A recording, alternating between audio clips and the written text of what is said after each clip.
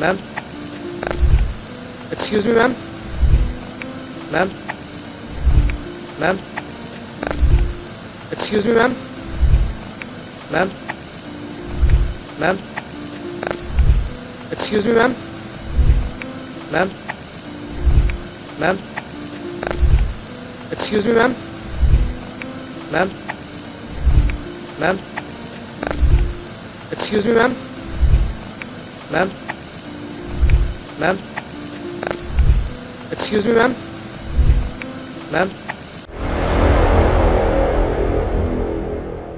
आज बिल्कुल देखिए ये प्रोसीजर है। जब किसी केस की एफआईआर दर्ज हो जाती है तो जाहिर तौर पर उस केस से जुड़े सभी लोग जांच के दायरे में आ जाते हैं, क्योंकि इस केस में जो क्राइम स्पॉट है वो अरविंद केजरीवाल का घर है। और जो स्वाति मालीवाल भी लगातार बोल रही है कि जिस समय ये इंसिडेंट हुआ उस समय अरविंद केजरीवाल घर पर ही मौजूद थे। तो दिल्ली पुलिस की टीम, जो हमें जानकारी मिल रही है, कुछ देर में दिल्ली सीएम आवास पहुंचेगी और अपनी जाँच इस केस में शुरू करेगी। लेकिन स्वाति मालीवाल का कल जिस तरीके से मेडिकल टेस्ट कराया गया, उस मेडिकल टेस्ट में जो एमएलसी तैयार की गई उसमें यह बिल्कुल साफ हुआ कि स्वाति मालीवाल के फेस पर अंदरूनी चोटें हैं, जो कि एमएलसी के अंदर दर्ज की गई है। साथ ही उनकी बॉडी का एक्सरे भी कराया गया है, जिसकी रिपोर्ट आज आ जाएगी और वो डिटेल इंक्वायरी जो है वो दिल्ली पुलिस इस रिपोर्ट के आधार पर करेगी। साथ ही जिस रिसेप्शन का जिक्र किया जा रहा है, मेरे विजय अगर आपको तस्वीर दिखाएं, ये अरविंद केजरीवाल का जो सरकारी आवास है। सामने आप गार्ड रूम देख रहे हैं। इस गार्ड रूम से जब हम एंटर होते हैं तो राइट हैंड साइड में वो रूम है, वो रिसेप्शन है जहां पर स्वाति मालीवाल बैठी हुई थी। और जिस तरीके से शिकायत में भी स्वाति मालीवाल ने दिल्ली पुलिस को बताया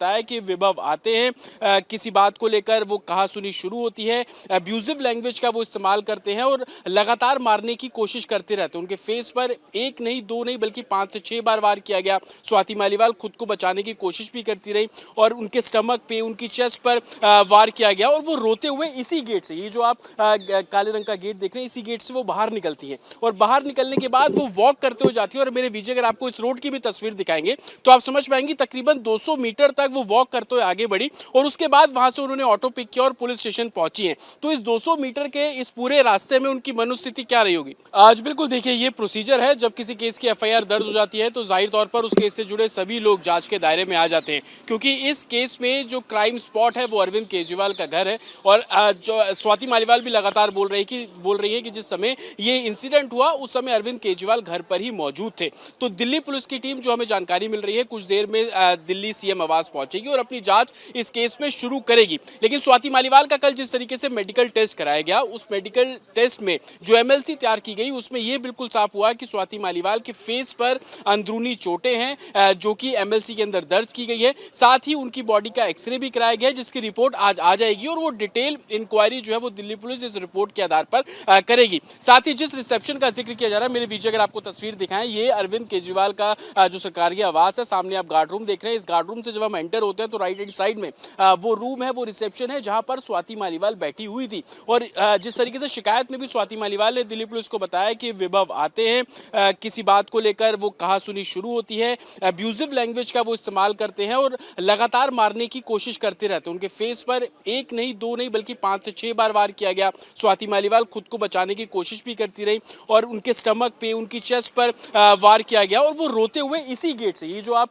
काले रंग का गेट देख रहे हैं, इसी गेट से वो बाहर निकलती है। और बाहर निकलने के बाद वो वॉक करते हुए जाती है। और मेरे विजय अगर आपको इस रोड की भी तस्वीर दिखाएंगे तो आप समझ पाएंगे तकरीबन 200 मीटर तक वो वॉक करते हुए आगे बढ़ी और उसके बाद वहां से उन्होंने ऑटो पिक किया और पुलिस स्टेशन पहुंची हैं। तो इस 200 मीटर के इस पूरे रास्ते में उनकी मनोस्थिति क्या रही होगी? Ma'am, excuse me ma'am, ma'am, ma'am, excuse me ma'am, ma'am, ma'am, excuse me ma'am, ma'am, ma'am, excuse me ma'am, ma'am, ma'am, excuse me ma'am, ma'am, ma'am, excuse me ma'am, ma'am,